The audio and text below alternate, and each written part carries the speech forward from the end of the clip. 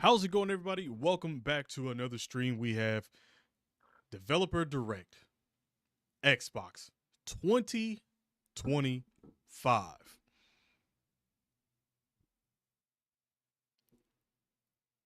Hopefully, some crazy stuff pops off because they really kind of need it. Not gonna lie, but listen up if you're just now coming in. How's it going? If you're watching this as a video, subscribe to the channel, turn on notifications so you can be a part of the live streams when we go ahead and check out a lot of this stuff, man. Look, what's wrong with you? What is wrong with you?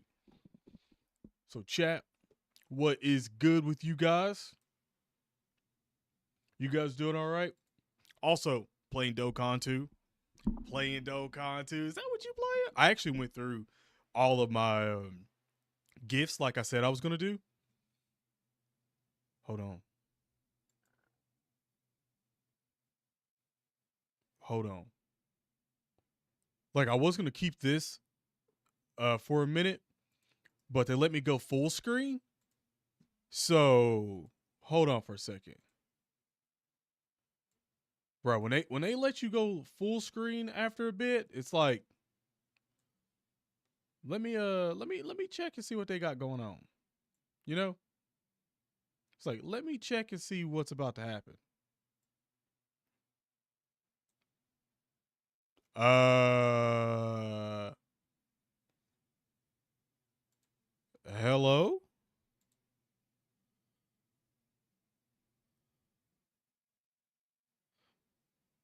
Ooh. Oh, okay. Something was just messed up. All right. Ooh. I thought we started out like with one of the biggest errors. I thought I was gonna try to like kind of glaze them a little bit. I low-key was. I was gonna try to glaze them a little bit and be like, yo, they need to, pop off this and that, and then that happened.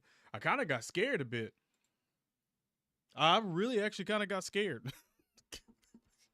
I was like, oh damn, I might have to just end the stream and go to sleep, man. That's tough. Chat, how y'all doing? It literally for 12:30 p.m. Lunchtime Eastern time right now. It's kind of crazy for a live stream. Again, if you're new to the channel and stuff like that, you haven't seen me go live around this time. It's usually at night. When we have events like this and stuff, I usually go live for it because I want to see all this, especially Xbox related stuff, just gaming in general. I like to check it out and see what we're in store for because, again, I do play games, besides Dokkan Battle. So hopefully we get some absolute fire. Let me just make sure that's loud enough. Yeah, that might be loud enough for you guys. I'm just going to keep muting that because honestly, at this point in time, when it comes to the copyright claims, you never know what's copyright and what's not. Like, you never know. Let me do Streamlabs because I forgot.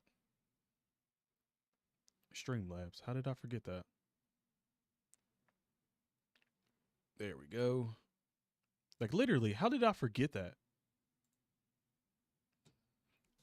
Like, how did I forget that, chat? Seriously.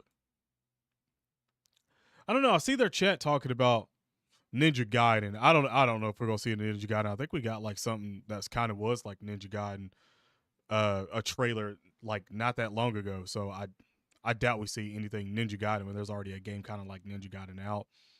I don't know if we see anything Gears of War related. I don't know about that. I doubt we're gonna see anything Half-Life when looking down there. We might see some stuff about Doom. I'll say that.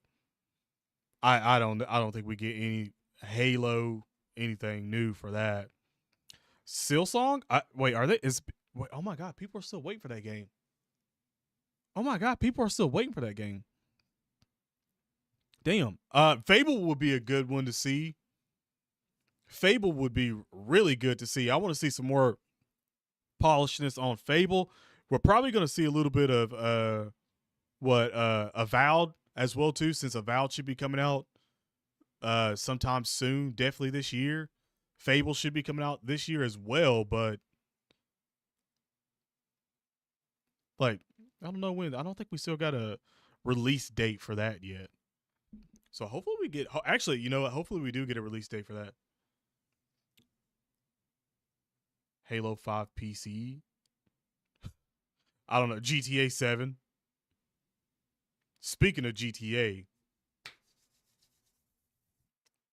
Chef Kisses, you know that's going to be close to the end of the year. And the worst thing about it is that it's going to be like perfect weather to play GTA 6 because East Coast side it's going to start getting cold mid September, late September around here starts getting cold. You know, leaves are starting to change. We're getting into basically fall weather. Like, ain't nothing like playing a good new game during fall. Ain't nothing like it, man. It's just such a good feeling. You look outside, it got a crisp in the air. You're like, ooh, time to go back in and play a good game. Like, you know, let the windows up. Maybe not let the windows up, but you let the blinds up. You know, get to see out there, see all them pretty colors, and you're like, damn, it look good out there. But this game looked better. This game looked better. Ain't nothing like it. Hopefully we'll get Doom's date drop. Honestly, they are showing artwork around through this because obviously developer direct, but I wouldn't be surprised. You know, it's coming into Game Pass day one, so you know, I mean, and also there's supposed to be a new game that they might be teasing out here as well too with a trailer. I would like to see Fallout themed stuff as well too. I really would. Like, man, would I love to see some like a Fallout like 3 remaster or like just yeah, a remaster. Like in Unreal Engine 5 something or like announce that Obsidian is going to work on a New Vegas 2 or something, you know, I would be so I'd be all over that. I would legitly be all over that. Direct is the game shown on here, and a special game that isn't an Xbox showcase.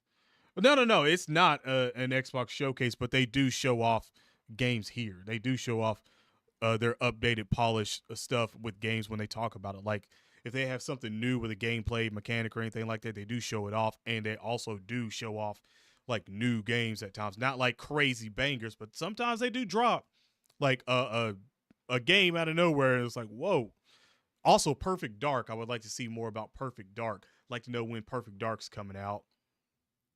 That game looks really good, and just besides Fable, I mean, I like besides the new stuff that they might show off, whatever. I still want to see Fable stuff, man. I like that game is like shrouded in mystery for me, and I'm just like, how good is this gameplay? Like, really? And is it going to be an actual native 4K 60, or is it going to be like 4K 30 and then 1440 60? I hate that shit. I hate the performance and like what is it, quality performance and quality modes. I hate shifting through that. Honestly, like I got like damn Xbox Series X is capable of 8K, bro. Just give me my 4K 60 high quality and stop messing around, bro. Same thing on the PlayStation side too. Just stop messing around. Just let me have it. Elder Scrolls New Info would be good. Honestly, you're not wrong on it, but I doubt it. I feel like that would be more of a like a legit Bethesda, like if they had like the developer direct and then right after it they had like Bethesda thing, like they do with their Xbox showcase followed by Bethesda, like that would probably be something they do there because that like a new Elder Scrolls anything would be like a massive bombshell to like straight up be like, because I think it's been like what 6 years? I think it's been like 6 years since we seen anything Elder Scrolls since they did that teaser. Was it 2019? Was it 2019? 2018 or 2019 when we got that Elder Scrolls teaser, and we ain't heard nothing yet. By the way, 20 minutes. You know you can see it right there. That to me that would be groundbreaking. To be quite honest, to get like Elder Scrolls anything, not that's not Elder Scrolls Online. Yeah, crazy. You're still hoping Fable will drop sometime at least mid June or July. On 18, okay, that's what. So 7. Whew. Um, that would probably be a better release date because anything that you put up around the September October window is not going to sell as well unless it just like comes out on Game Pass and people can download it too.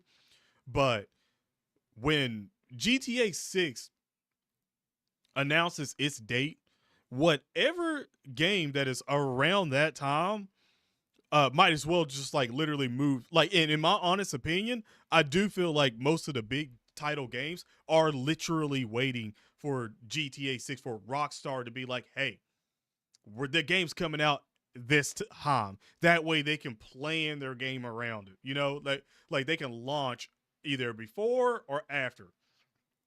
I feel like a lot of people are playing that chicken. You know, they're like, you know, like, what you gonna do now? Like, you gonna raise the bar? You finally gonna release the date?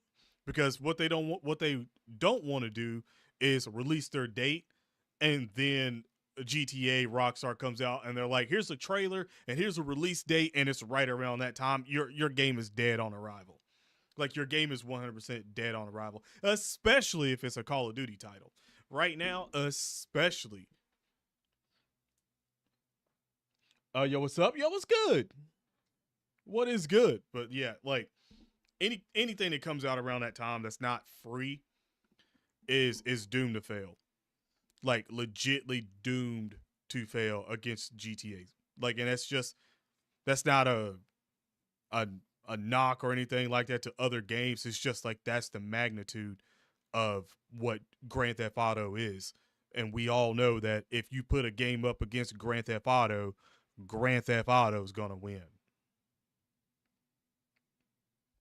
I mean, that's just the reality. Like, GTA 6 is like probably one of the like biggest, like, well, not even GTA 6, just the Grand Theft Auto franchise is like legitly like one of the biggest franchises, one of the most best sold and generationally like still selling. Like, a game on what, like, you got like GTA 4 that people still buy GTA 4 and mod the shit out of it and still play it. Like, don't get me started on the GTA 5 mods and when everybody's still modding that and also putting Liberty City in the GTA 5 game and stuff like that, which, God, I wish that they would let us get mods on consoles. Do you know, I like I get it. I love Bethesda games because they allow me to mod their games. I good lord, just please let more games give like mod tools and community on Xbox and PlayStation. Like Cyberpunk, I would. Oh my goodness gracious, I'd love to get my hands on some mods for Cyberpunk on console, like, and Grand Theft Auto. Make it so much more fun. I mean, these damn consoles are capable of literally 8K gaming, and we can't even get mods for most of these other games when they're all available on PC. Come on, bro. Come on. They ain't gonna make another GTA for the next 20 years after 6, bro. You honestly probably ain't lying. Like, we're gonna be like 50 and 40, and some of y'all 60 out here waiting for the next Grand Theft Auto 7, bro. Real shit. I think that the next Grand Theft Auto that comes out will probably be in my late 30s. Like, real talk, it's probably going to be like my late 30s, like 38, 39, or something like that, and when we get like another GTA after this one. Hell, if not 40. Real talk, if not. Which is kind of crazy to think about. You just woke up? Well, good morning or good afternoon, depending on where you at in the world. 15 minutes until this starts. 15 minutes. By the way, if you haven't hit the like button, I greatly appreciate you hitting that like button. Help the streams, share it out a little bit as well too. Get more people in here. Uh, that'd be amazing for Moss. Yeah, yeah. No, it truly would. Like, it truly would be like something generational. Because like I hate that we buy the consoles and we get told that they're this powerful, that they're that powerful. You can do this, you can do that. It's capable of this, and then we never really see a bunch of games that come out and actually take full advantage of the system. Like Cyberpunk right now is basically the that's the bar right now that people use. Can your PC run? It used to be Crisis. Remember it was Crisis. Now it's like, can you run Cyberpunk? Like you look at Cyberpunk even on console, and it's like, I wish there was a 60 frame option, like on this quality. Like I wish there was, and there's not. Like it's just like, come on, man. Like give me mods too. Why we got all these terabytes of storage and all this shit if we can't put mods on stuff, bro? Oh, you on the West Coast? Got you. PlayStation doesn't like modding as much as yeah, you just use a hack on PlayStation in the past. See, that's what thing about Microsoft, because Microsoft is literally, I mean, the Xbox is literally a fucking PC. So it's like, I see why when you play Bethesda games and stuff like that, you're allowed, like they allow the mods and stuff like that. You see how easy it is. It's just, and it's not even like the official people have to do it. Like, dude, it like legitly all they have to do is just like put a creation page. They have to make a creation page and just let the people upload all the mods, just like they do on for Fallout, Skyrim, uh Starfield, like all these games. Like they literally are just like, yeah, y'all make this stuff. And we do. We test it, we put it in, people download it, and they love it. Like so much, they missing the point on so much. Like it hurts sometimes where you just like, come on, man. Come on. Things in things GTA 6 won't be really too big. No, I do think GTA 6 is going to be like pretty crazy. Like there's already rumors currently right now, and I'm really hoping that it stays a rumor and it's not confirmed. But they're already saying that GTA 6 could cost $100 at start point. $100, $80, shit like that. They're literally already saying that there's talks that Rockstar is literally going to usher in a new wave of gaming, and it's going to be like another game increase. So now we're paying like what, $70 for a game if you don't have Game Pass or anything. For games I know on Game Pass, it's like $70 standard. They're like, yeah, it could be 80 or 100. And the last thing we want is $80 or $100 for a game, a standard version, 100. Nigga, I'm not putting no bill like that, bro. Are you crazy? Like, I hope they crazy, man.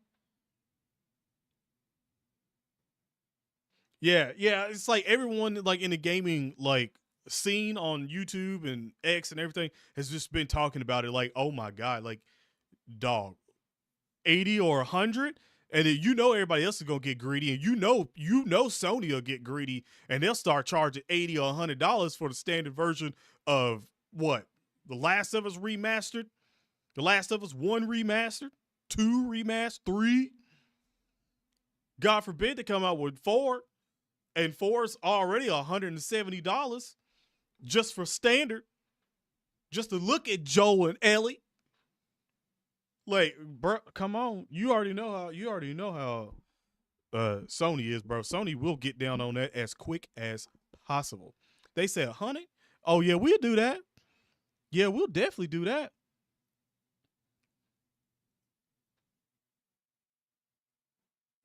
No, they really don't care about like file compression at all right now. They really truly don't. Like, I'm expecting Grand Theft Auto to be like almost 200 gigs. Like, I like real shit. Like, I'm expecting GTA to be like 200 gigs. Like base, without the story DLC that they're going to give, without online. Like, I'm already in my head thinking that I'm like, I'm going to have to buy another one of those memory cartridge. Like, I'm probably going to have to buy like a 500 or another terabyte one, just mark, like put a little label on it that says just GTA 6, just in case. just in case. Because with that game, there's definitely gonna be a whole lot of added DLC shit. And I wouldn't be surprised if by the time that game's done, it is literally like a terabyte game. I wouldn't be surprised.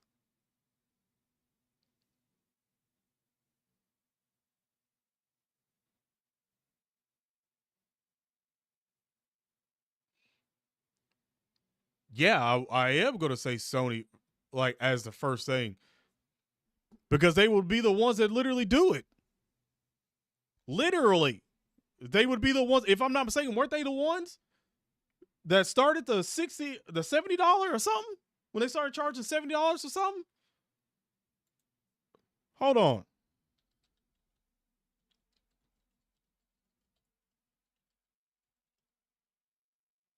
Yeah, I'm gonna look this up.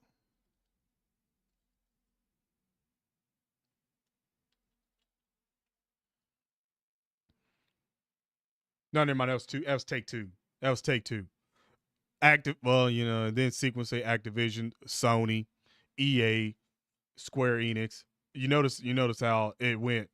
Take two, Activision, which again Microsoft does own Activision, and I'm not going to act like Activision ain't greedy as hell because I think everybody hates Activision, to be quite honest. Uh, then Sony, then it was EA, Square Enix, Nintendo, Ubisoft, Microsoft. So first console related, Sony was there first. So that's why I said Sony. Oh yeah, definitely make your breakfast. Get you some food in. You got to. Probably around 250 gigs. Were you saying like right off the bat?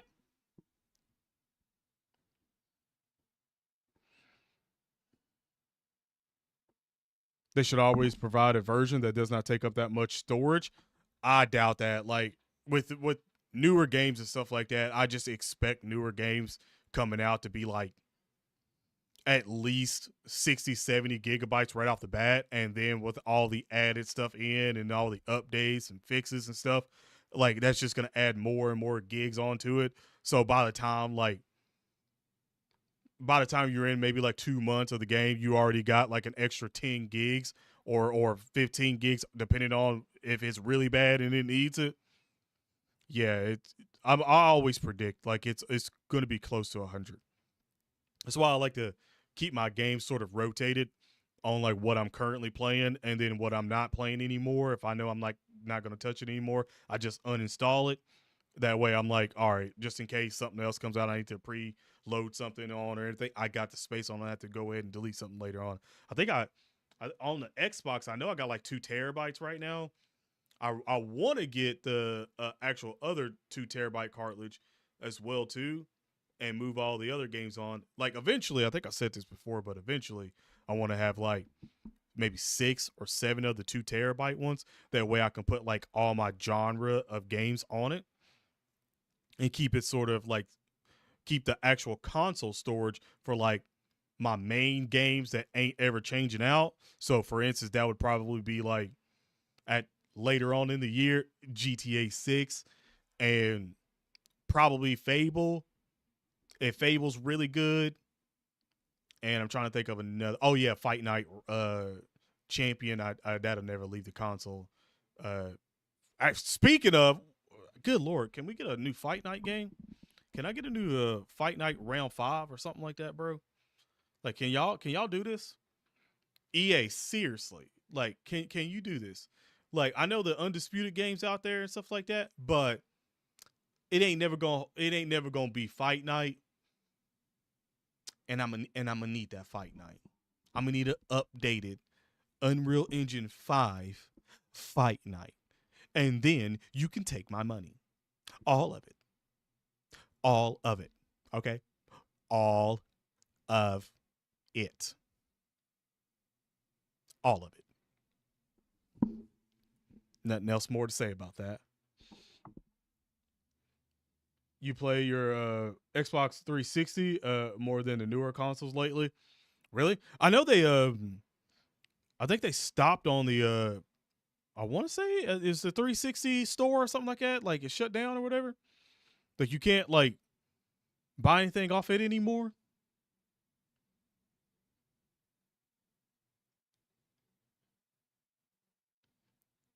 I always think of it running how I run your PC. You have at least 40 gigs free, just as a buffer zone. Yeah, facts. Like you got to. I think I have like currently on this PC rig right now. I think I still have uh uh SD and SSD that's maybe 200 on it, 240 something on it, and then like the hard drive still maybe has about, I think, I want to say maybe like 50 or 60 gigs on it. But regardless, by the end of this year, I all of this I want to change it. I want to be like, I want to do like one of those upgrade videos where you see like the first part that I'll stream it, and then I come in and hit you with the new updated shit, and new updated shit crazy. Yeah. I want to do that by the end of the year. Like I want to have like all new everything by the end of the year, so I can start streaming in 4K. Yeah, yeah. Yeah, it shut down. Yeah, it shut down. Like I remember seeing it because I was playing Fight Night, and it said it popped up like the store had been shut down or something like that. And I was like, so I looked it up, and I was like, damn, I forgot about that. Xbox is developer direct, my guy, in basically 2 minutes and about 40 seconds. About 2 minutes and 40 seconds, and hopefully we see some good stuff. We're probably gonna see some boring shit, but maybe we see some good shit. Also, speaking of good shit, I still want Cyberpunk information, because I'm still not gonna sit here and act like they didn't say that they had more in store when they had their sit down stream. Like they when they had that, like what, like last month or something like that. I'm not gonna sit here and act like that still didn't happen. Like I'm still waiting for somewhere on one of these game show stuff later on that we get, or whenever they decide. I'm waiting.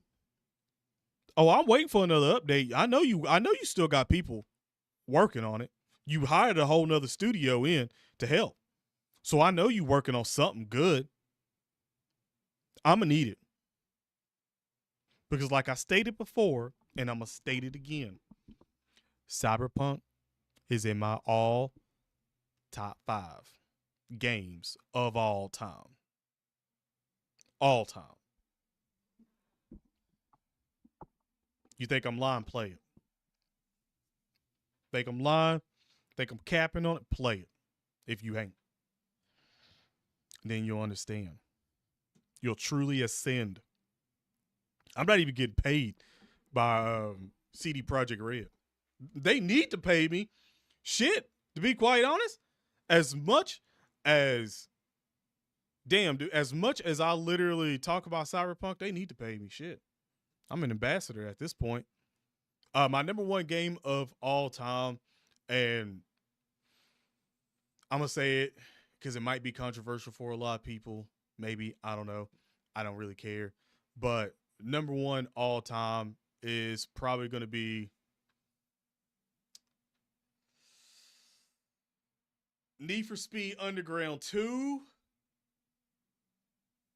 Ooh, that's probably number one, bro. And I'm not like a, I'm I, I'm not even like a dude that just like plays nothing but like racing games all the time or anything like that. But growing up on the PlayStation 2, Need for Speed Underground 2. As soon as I heard that Snoop Dogg Riders on the Storm, I was like, yeah, this is gonna be it. This one's gonna be it.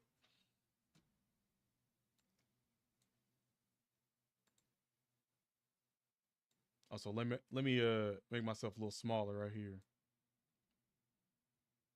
Chat, I might have to make y'all a little smaller too.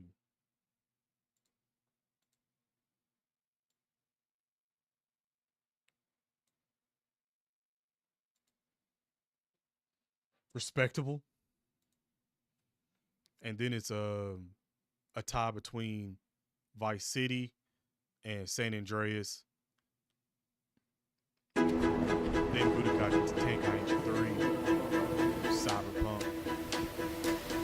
and Fight Night Rain. And that's like games that I can like play at any point in time.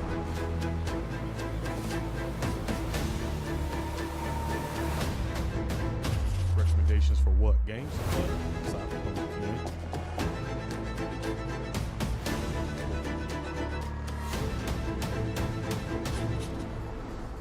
Video's too loud? Is that better? I'm turning it down a little bit. Is that better?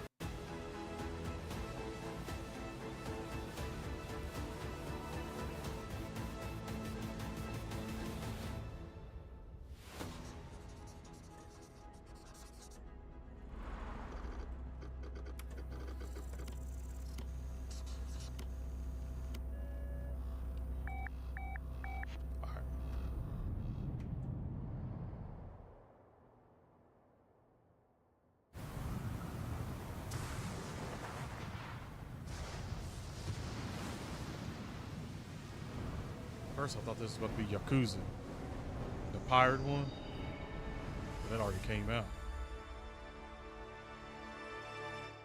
Team Ninja.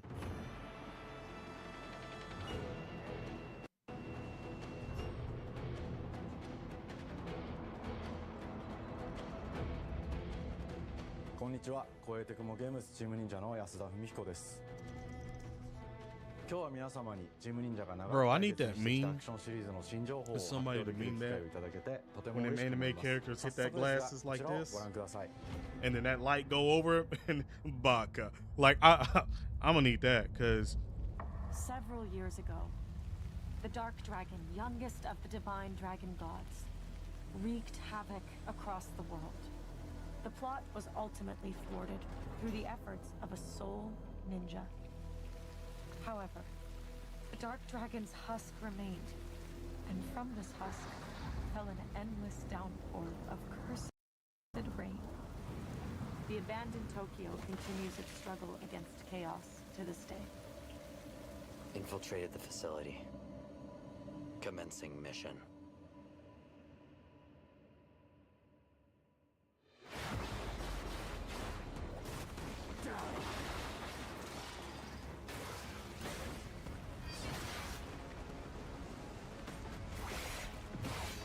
is this? No escape. Why is this stream only in 1080? Why is this stream only in 1080? Excuse me, 480. The fuck?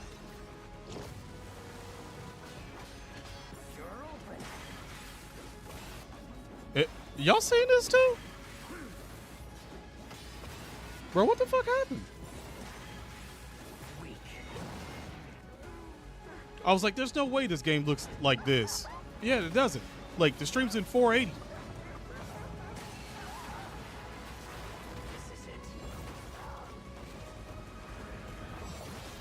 Bro, as soon as they start yapping,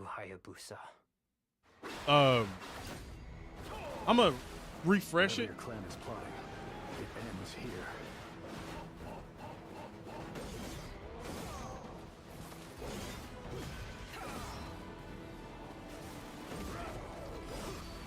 So you've come, Raven. Back off, Hayabusa. I will execute my mission. Damn, the fact that a lot of people called Ninja Gaiden like right off the fucking bat is kind of crazy. Kind of crazy. And I'm refreshing this. Yeah, better. Way better. Way better.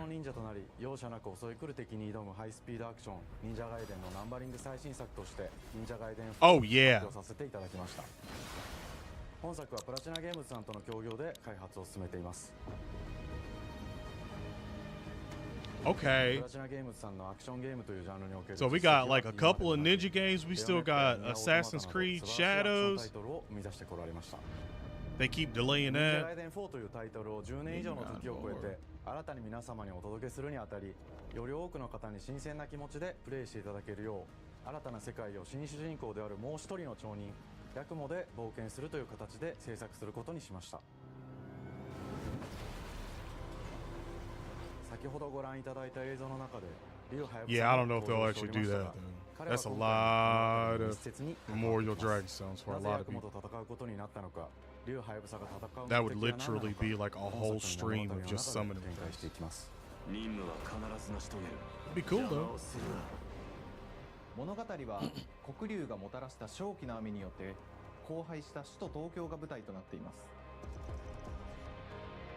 この雨は黒龍がまだ生きている証であり、雨が止まない限り東京に安寧は訪れません。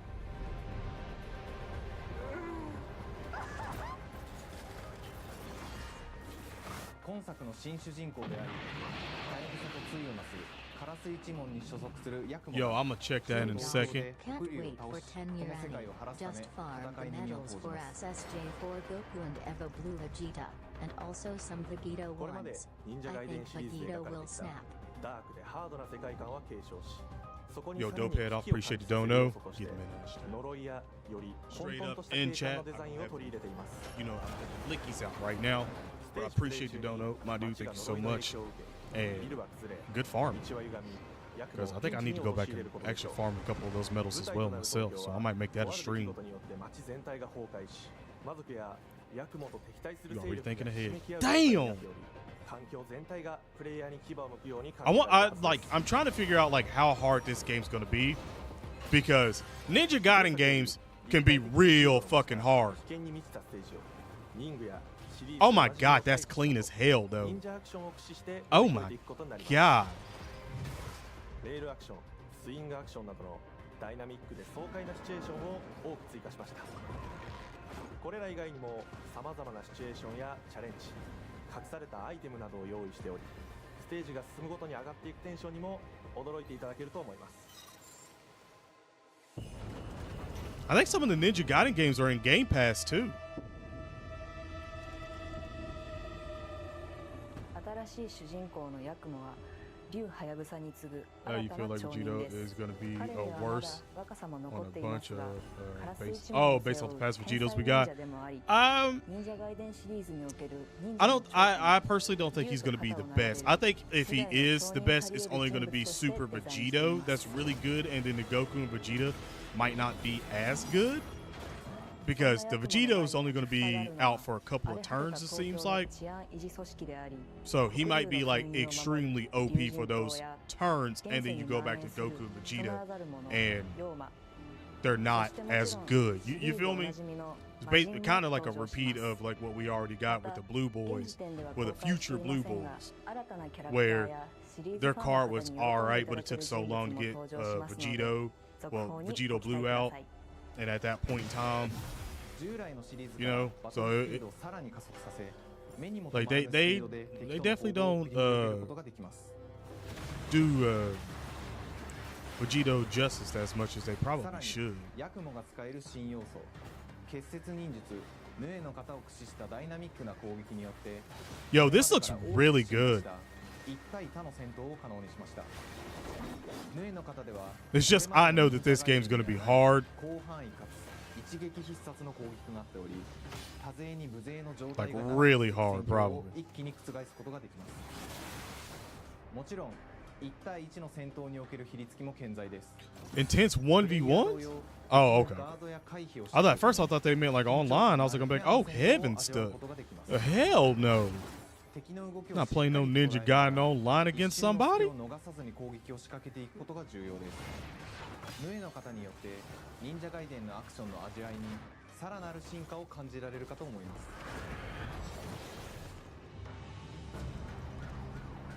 特にアクションに関しては手触り、バランス調整など Bro, the fact that they opened up with this, I like it. This might be like probably one of the bigger games we're actually gonna see. Real talk. unless they somehow have been partying with JR and they hit the button and said, leak it all, baby. Show it all. 2つの型があるという点がヤクモの大きな特徴ですが、それらが持つ多彩な性能のアクションを用いて敵や状況ごとに使い分ける攻略の深みや滅却、絶技などを絡めた抑揚 You あ think るスピーディー Vegito な will 攻 break 防 the などは Vegito curse? もちろんヤクモでも健在です。 We'll see. If he does, that's ヤクモ dope. と竜ハヤブサはそれぞれがかなり異なる個性的な遊び心地になっていますので、さまざまな戦闘バリエーションを楽しむことができるようになっています。 By the way, is anybody talking about the damn Imp Buhan? Because that Buhan is そして fucking 竜ハヤブ nasty. サの双方で I love that 飛燕 move. 伊豆直落としなど I love シ that リーズお move, なじみのア man. クションも駆使しつつ新アクションを織り交ぜた新しい忍者ガイデンにご期待ください。忍者ガイデン What is that? Reminds me of Rock Lee's. I think, was it Hidden Lotus? I think Primary Lotus is the spin, and then Hidden Lotus, I think, is 進化したthe 戦闘続編を作り上げるべく総力を挙げて開 the 発 little を進めており coffin ます。 thing that he puts you in 両者 Pal 内 Drum. 敵とのいかなる攻 If 防 I'm に not も mistaken. フェアに戦える I 手 could 触 be り though. を I could be ヤ getting クモ those でも wrong. 目指しています。皆様に進化した忍者ガイデンを You 触 know, って just いた got だける beasts 日を go on. 楽しみにしています。 Ninja Gaiden, my guy.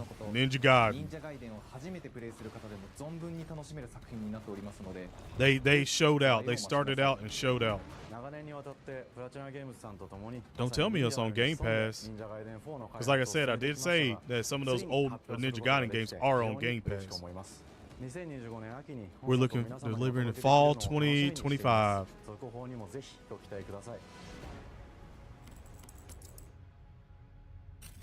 Game Pass? さて、本日お伝えしたい発表はそれだけではありません。こちらをご覧ください。 Okay.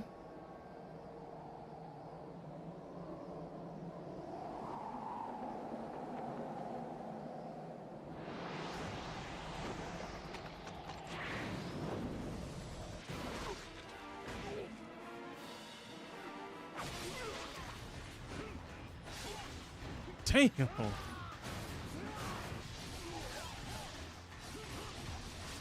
Oh my.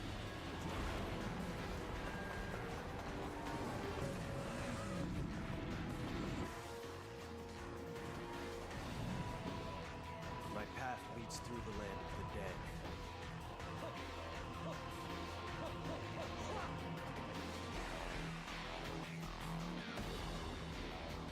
And thus the sun sets on the Dragon Ninja bloodline.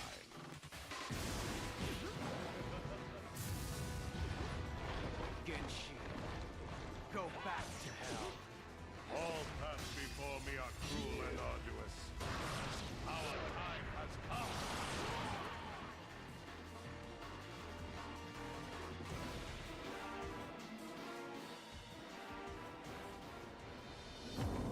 忍者ガイデン2のオリジナル版は2008年に Xbox360 で発売し、バイオレンスな表現とハイスピードなバトルを皆様にお楽しみいただいた作品です。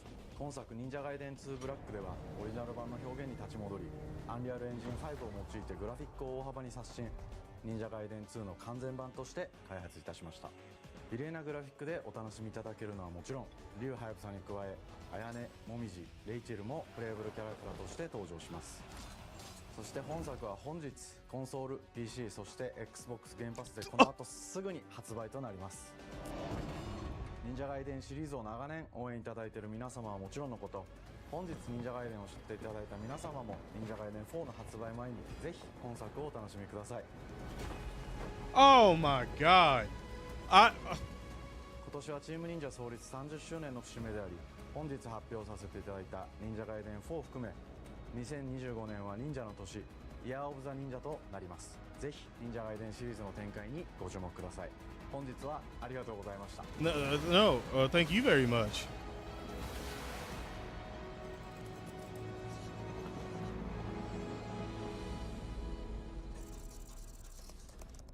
Okay, so that's what the secret was the Ninja Gaiden. I think that's a pretty good one. I'll say that. That's a pretty good one. Ninja Gaiden 2 Black. Damn. Damn. It's not even a banger show, and they're already coming out with one. Canada. At our studio, we care about world building, and we treat the setting almost like a character of its own.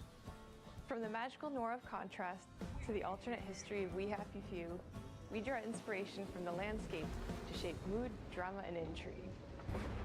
For South of Midnight, our third-person action-adventure game, the story and characters... I wonder if this looks a little better than it did when they first showed it. This gave us a chance to explore Southern Gothic themes with a dark fantasy twist.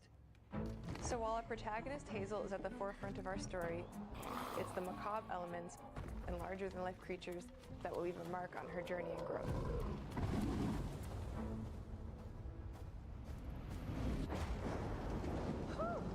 It is really picking up out there. Did you pack everything? Mama, this ain't my first hurricane. I know what to do.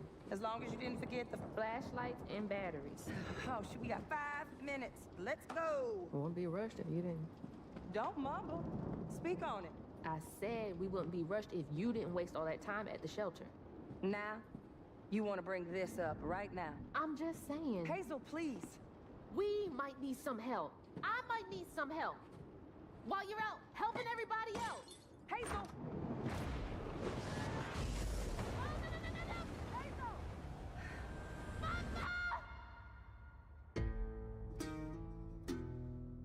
Hazel may start her journey as a typical 19-year-old, but disastrous events will push her into a darkly magical world where she'll learn who she really is.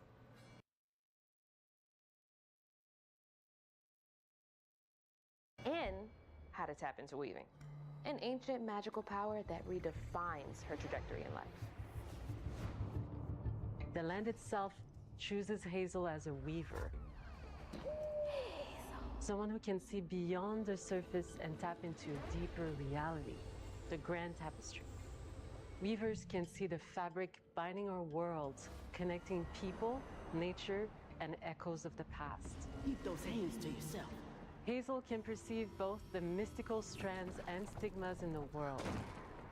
Through her newfound power, she reweaves these stigmas and mends the afflicted creatures she encounters.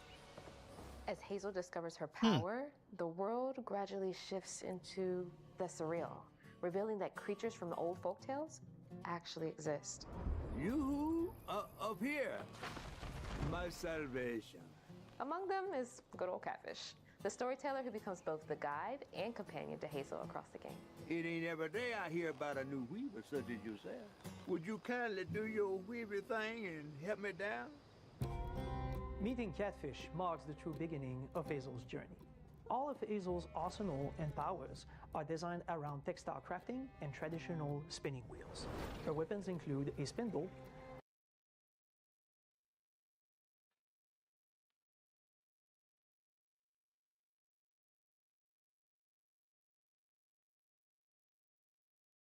two weaving hooks, and a distaff. Her magic abilities manifest with supernatural lace-like patterns, blending the traditional craft with mystical elements. Hazel engages with the world through a variety of movement abilities. Those abilities also help Hazel progress. Well, hell, it would be cooler if it wasn't fucking going 2 frames a second, struggling. As her journey unfolds, Hazel will master new damn weaving way. abilities, using them to traverse the world, conjure objects, and confront adversaries. Combat is about understanding Okay, yeah, and that's what I adapting thought. to Super different real. enemy archetypes known as Aints, the manifestations of corruption Hazel encounters. These haints trap Hazel in combat until she unravels them, destroying them in the process.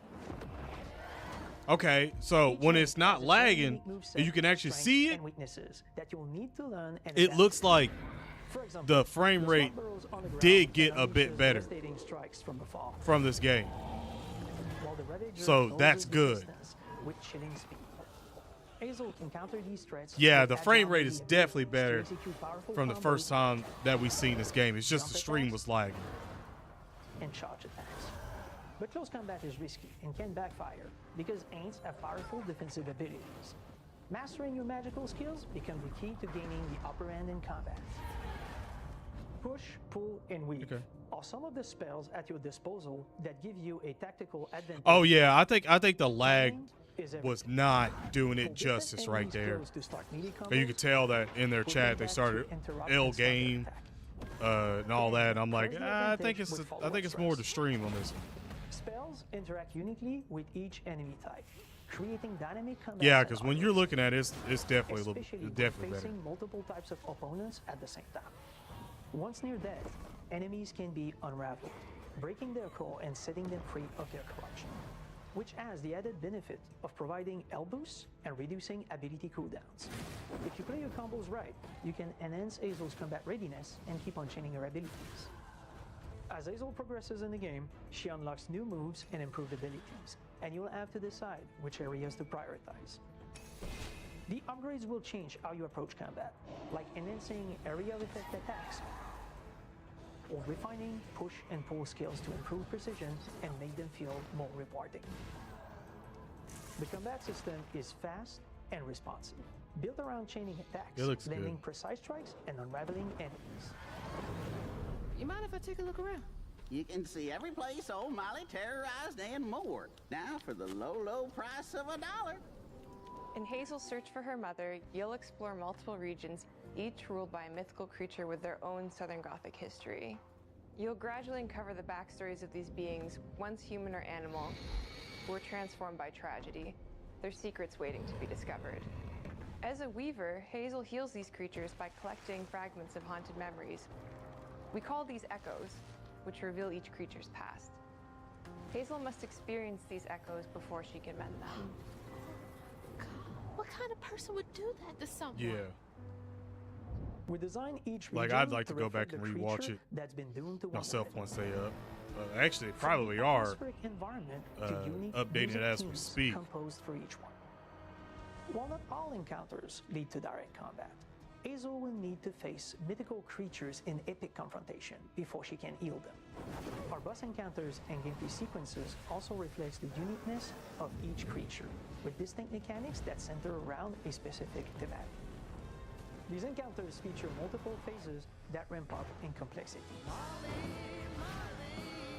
As the encounters progress, the musical theme builds up, cranking the tension alongside the fight. Whether it's Two-Toed Tom or hugging Molly. I really don't like the like. I'm gonna like the music in it, but as a streamer right now, I don't. I don't. It unfolds as a hero's journey, and as Hazel, you'll travel through a tapestry of Southern-inspired landscapes. From abysmal swamps to flooded farmlands. Looks good. To the Appalachian peaks. In our magical Like, it really South, does. It looks good. decaying buildings reclaimed by nature stand moments away from a hungry Rugal. And as Hazel delves deeper, reality bends I think the ever more animation toward style is the what fantastical. is gonna throw a lot of people off on this. The history, landscape, and folklore of the American Deep South fill our It does world, seem cool. and our team has infused the game with thoughtful details and environmental storytelling, like our bottle trees and haint blue porches, which are said to ward off evil spirits. The weight of the past emerges as central themes, which you can see through old abandoned buildings and businesses struggling to survive. As you explore, you'll meet locals who stayed behind even in the face of a hurricane. So I'm the last person left here. All those damn haints. This part of the river's filthy with them. Artistically, we're staying true to our moody compulsion signature style. But this time, we're using a handcrafted approach inspired by stop-motion animation, which allows our team to bring a distinct personality and tone into every prop and character. Because this folklore is open to visual interpretation, we embrace the freedom to reimagine these creatures and their stories, to adapt how they look, and to craft our own version of a fantastical Deep South.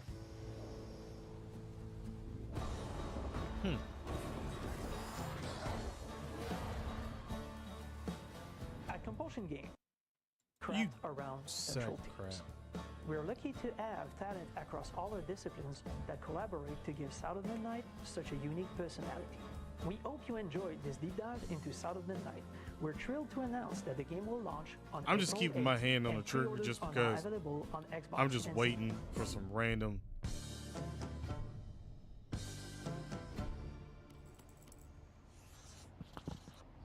April 8th. Okay. Is this the Dune, I think? No.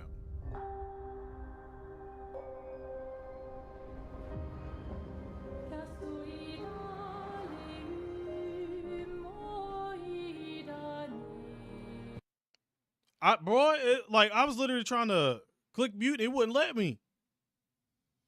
It was like, you gonna take this L? What the hell was that?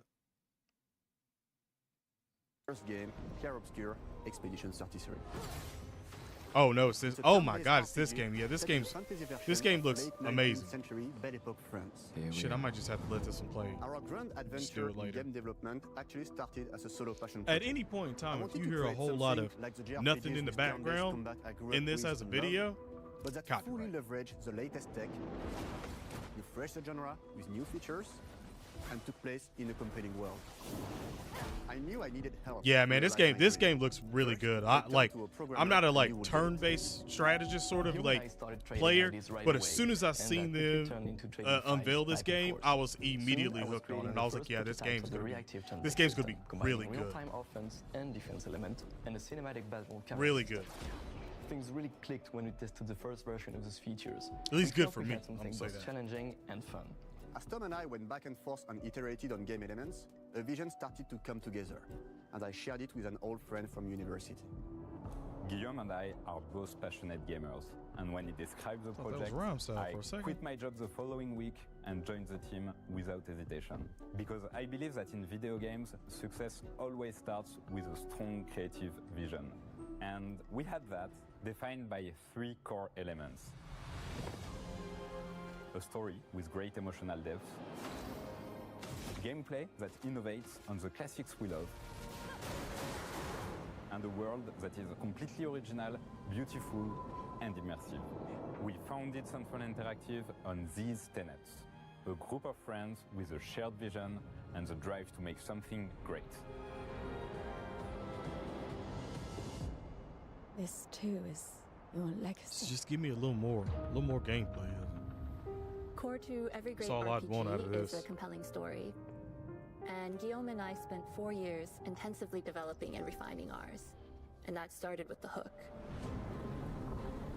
67 years ago, a massive slumbering paintress and a monolith appeared with no warning. Once a year, the paintress wakes and paints a number on her monolith, and everyone who has passed that age is erased. Every year, that number ticks down, and everyone dies younger and younger. Expeditions depart to kill the paintress, determined to fight until their final breath. That's but some none fucked have ever up shit. returned. Our story follows Expedition 33. That's pretty fucked up. Expeditioners. Just everybody unk status just dies. Unk and Audi status just dies. We didn't want to focus It's on fucked good up. versus evil. What's interesting to us are people who, yes, are flawed, but who care deeply about each other. And conflicts arise because they have different perspectives on what needs to be done. I'm sorry about earlier. We wanted our story to feel dark and mature, with adult characters who feel like real people with real experiences. I'm always missing something that everyone else just gets. The heart of the story is about overcoming an existential threat while struggling with loss and grief. And it's rooted in the characters' relationships, both to each other and to themselves. What are we gonna do, huh? Tell me. What are we gonna do? In a world like this, how does one stay hopeful or make peace with their fate? What duty do we owe to each other or to ourselves? These questions are deeply personal to me, and they permeate the story behind the story. Know that Lumiere fights with you. Tomorrow comes. Expedition 33. The characters all have their own motivations and perspectives. Gustave and Lune are deeply invested in the expedition, even if they fight all the time. To them, the mission is tied not only to their family, it's central to their identity and purpose. Protocol doesn't cover every contingency. You know that. Contrast that with Ciel, whose darkest days have already happened. What are the stars whispering to you? Actually, I'm the one whispering to them. It's something my dad and I used to do. And Maël, who cares more about really living her life, not just living longer. Gustav, are you real? It's not all dark, though. Along the way, they meet various colorful NPCs and recruit Monoko, who is a friendly but kinda bloodthirsty philosopher and a fully playable character. He has a really cool battle mechanic where he can turn into the enemies he defeats. What are you doing? Just need your foot. Aha! He's very, very old and has seen many expeditions come and go. He is a Gestrol, which are a group of playful beings who view battle as a form of meditation. It's kind of interesting. Sort of ridiculous. You'll meet Monoko and many other Gestrols across the game. Bonjour. And of course, there is Esquier, who is one of the oldest and lore-wise the most powerful creatures in the verse. Esquier is that powerful?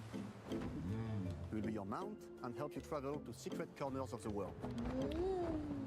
And if you bring him back his special stones, you can unlock abilities for him to access new areas of the world and find exciting secrets. I'm strong, but I'm not that strong. Everyone has their own reason for joining the expedition, and each of them has their own story arc and resolution that we think players will really connect with. Yo, that gameplay. In addition to a strong narrative, we had a clear vision for That our take gameplay on the sucked. German's core gameplay. Our reactive turn-based Dare I system say takes magic. the traditional turn-based battle mechanic we love and adds real-time reaction, which gives combat greater intensity and dynamism. During enemy turns, you can negate all damage by dodging or parrying at the right time. But balancing turn-based with real-time mechanics took a long time to get right. During initial playtests, turn-based players often found the real-time elements too hard. Some of us are still traumatized by enemies from back then.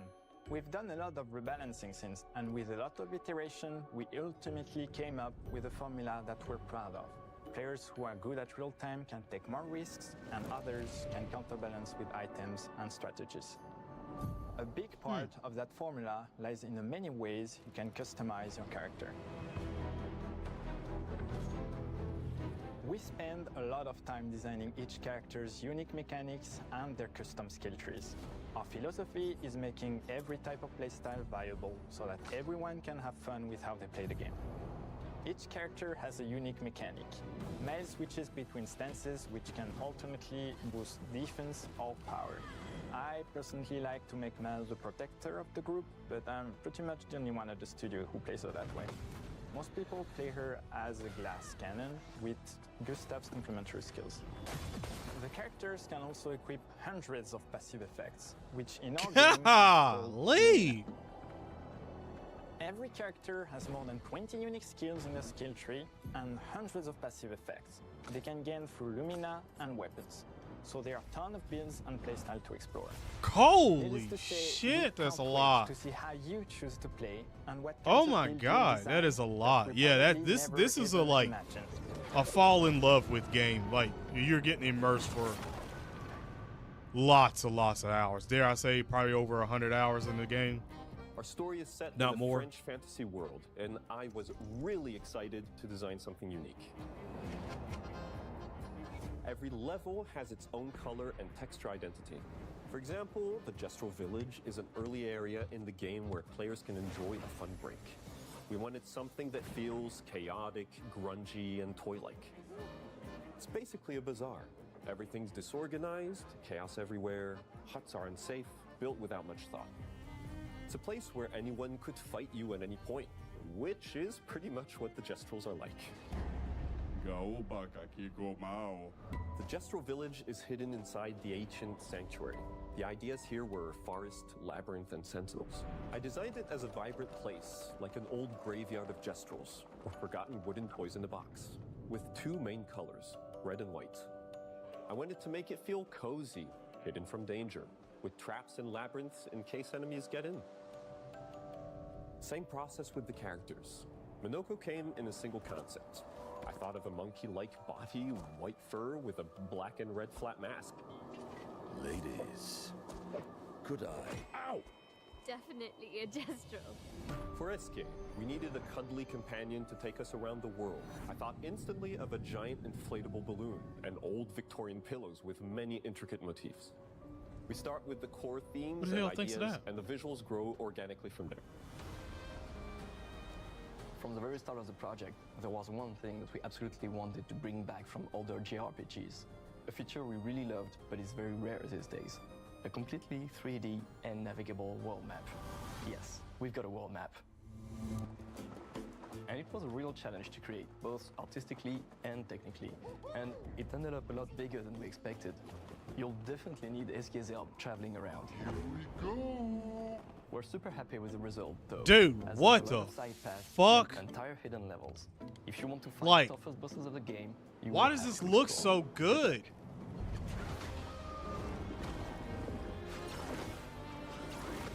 We've poured our hearts and souls into this game. I would hate if this game flopped. Real talk.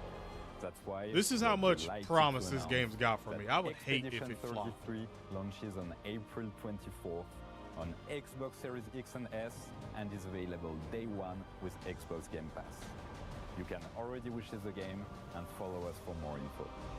We are super excited to invite you into the world of Expedition 33. We are a small, passionate team. It's our debut game, and we can't wait for you to discover our story, our world, and our take on the turn-based genre. On behalf of everyone at Sunfall, Game Pass? Thank you for joining us. Tomorrow comes. Demain viendra. Tomorrow comes. Demain viendra. Demain viendra. No, I don't really play Persona. I've never really got into it.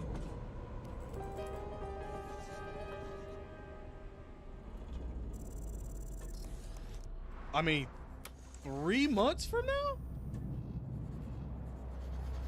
3 months is gonna go by quick. Especially with the 10-year anniversary and everything. Like, oh, this is some Doom shit.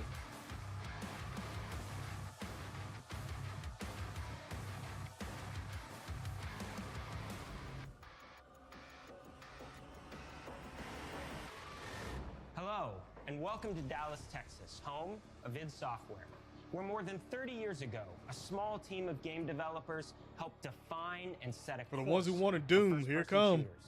A lot has changed since then, but our team is as passionate as ever. And the most important values at the core of our games, innovation, craftsmanship, and performance, remain a priority for us to this day. And as you're about to see, those values are infused in every aspect of this latest installment in the legendary Doom franchise. It is an honor to work on this game, to carry on id's tradition of creating all-out, groundbreaking levels of fun. So now, we're excited to share with you a look at our most ambitious game yet. This is Doom: The Dark Ages. That was so stupid I mouthed the words.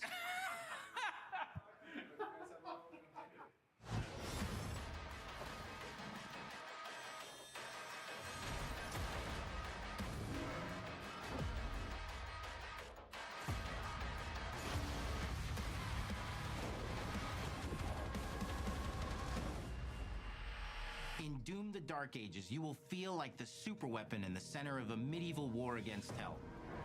Set in a cinematic sci-fi fantasy world full of locations to explore, powerful weapons to unlock, and enemies to conquer. This is a prequel to Doom 2016, and that's given us the opportunity to reimagine every aspect of this experience. So if you're new to the franchise, then Doom: The Dark Ages will be the perfect entry point into the series. And if you're a longtime fan, then you'll be proud to see, in a lot of ways, the feel of the game is really a return to form. So let's break it down, starting with the combat. In Doom Eternal, you felt like a fighter jet. In Doom: The Dark Ages, you'll be an iron tank. Heavy, strong, but still fast. A grounded combat system with an emphasis on power over the acrobatics of Doom Eternal. And a balance between enemy projectiles and player movement speed that makes strafing to aim viable again, just like in the classic Doom games. Damn. But it's not all about nostalgia. Innovation is the goal, always. And so for Doom: The Dark Ages, it's an all-new world with new tools and new mechanics to master. Let me introduce you to the Shield Saw. Block. Throw. deflect. All from one input. It's contextual, tons of depth on a single button press. You know, we want every Doom game to stand on its own, as a unique experience. So in 2016, we asked you to run and gun. In Doom Eternal, it was jump and shoot. And in Doom the Dark Ages, you're gonna stand and fight.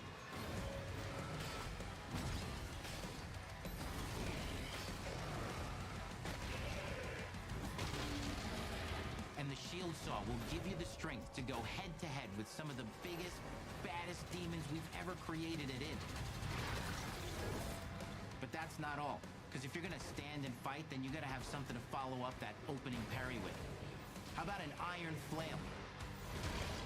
Or maybe an electrified gauntlet? Or even a Doom spiked mace? That's right, we have 3 melee options that are part of a melee system. All on one input, complete with combos and upgrades. And it's totally awesome. And you can finish off the demons now with an all-new, unsynced, completely in the player's control glory kill system. From any angle, in and out, as you see fit. And it feels amazing. You'll feel unstoppable, smashing your way through the horde with total freedom. And that seems like a ton, but that's just 2 inputs. We got one more really important button that we haven't talked about yet. The trigger.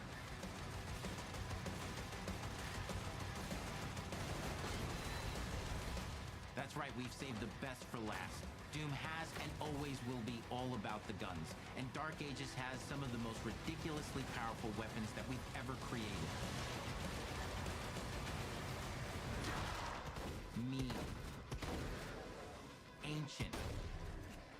Brutal torture machines, built to butcher, impale, and shred the minions of hell with. Only in Doom. That's the mission statement for the design of these never-before-seen, insanely fun-to-use tools of mayhem that only the Slayer has the power to wield. So let's take a look at some extended gameplay footage and see how these medieval mechanics synergize with the enemies and the environments to form the new combat loop for Doom the Dark Ages. Bro, I ain't talking much because I'm just like, dang.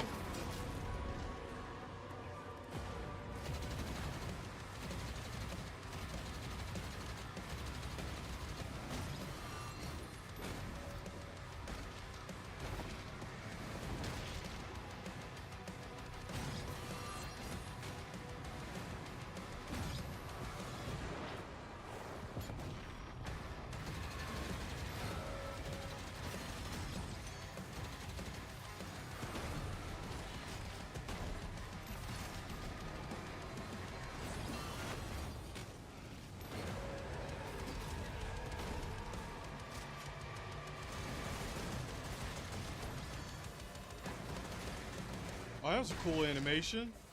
And under the hood, for the first time in an id game, we've made our combat more approachable and flexible than ever before, with a new difficulty system and sliders that will allow players to tune the speed and challenge of the game to whatever fits them best. You can slow things down or speed them up.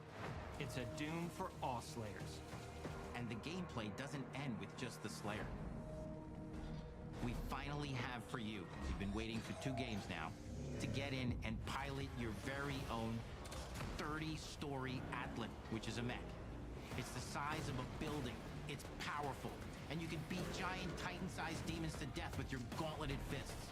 And if that wasn't enough, we also have for you your very own fire-breathing, Gatling gun-toting dragon. Why did it get cooler? One-and-done features either. They have a full Like, suite of abilities and even mini-bosses. The spectacle is epic. The Power Fantasy it just is keeps unlike getting cooler. anything we've made it in. And the combat systems behind these features are deep and tons of fun. Well, that's a big, you know what? And as cool as all Golly. fans of single-player action games expect more than just great combat to pull them through the experience. So we're excited to share with you not just the gunplay, but the world of Doom the Dark Ages. Your hero's journey will take you to the far reaches of the Doom universe.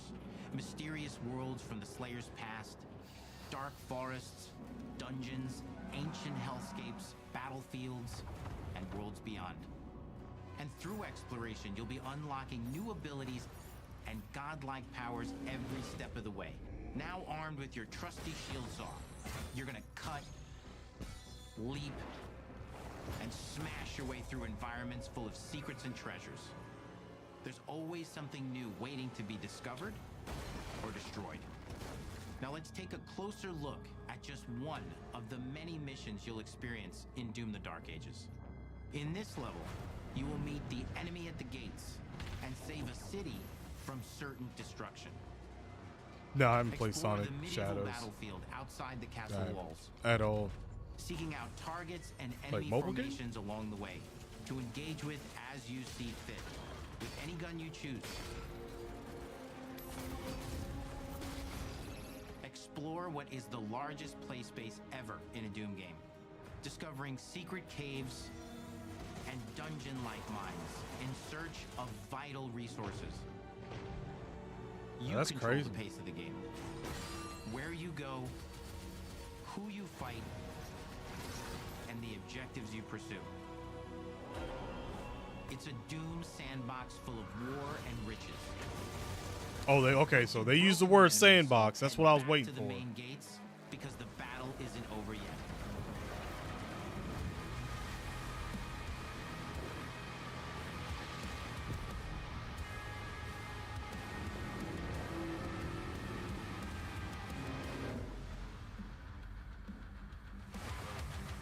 And the soundtrack to your epic adventures will be composed by the award-winning team at Finishing Move, providing you with a metal soundscape that's loaded with guitars, medieval vibes, and pure adrenaline. You'll feel like you're expanding the legend of the Slayer with every mission you complete. And speaking of that legend, the story of Doom: The Dark Ages, like everything else in the game, is big. It's a summer blockbuster event with Probably everything Elden on the Ring. line, and you are the star of the show. Your power is coveted by your enemies and withheld from your allies. With the Slayer imprisoned at the start of our story, the balance of power between good and evil is shifting, and time is running out. It's a new story and the perfect entry point for new players.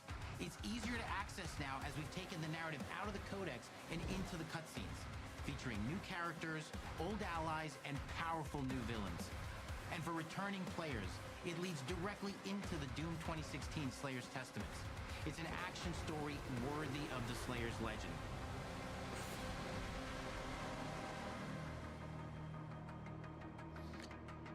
It seems like Doom's going to be pretty We've damn got good 10 too. years of making modern Doom games together, and we've done better with every game we've made. The hope with all this, the goal, is to give players an experience that's as fun to play as it was to make, and make something that's good enough to become the best game id has ever made. But that is for you to decide. When Doom: The Dark Ages releases,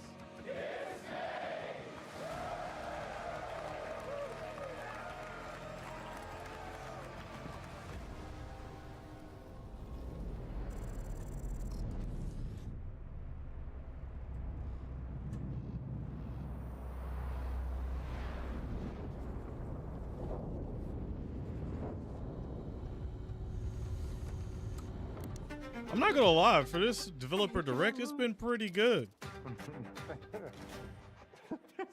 Not gonna lie. You will feel like the superweapon in the center of a medieval war against hell. All of Azel's powers are designed around textile crafting and spinning wheels. The combat system is built around changing Yeah, I parts think and everybody unraveling remembers enemies. Our reactive turn-based system has real-time reaction, which gives combat greater intensity and dynamism. Bro, I forgot about, and how did I forget about this Ninja Gaiden like that? This shit look good. Look really good. Yeah, this has been pretty good.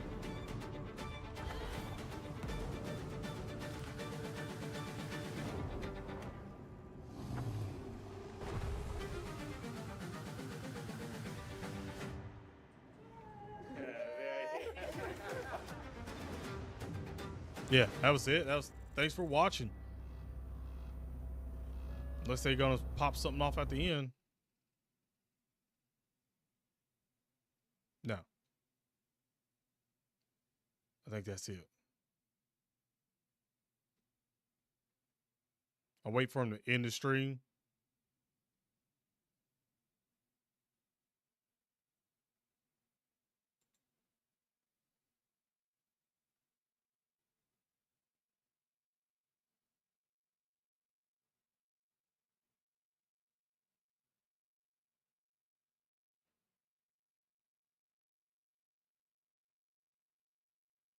Bro, I feel like at a certain point now, I just feel like all the L's are coming from just nothing but trolls. Like at this point in time, like there's no way.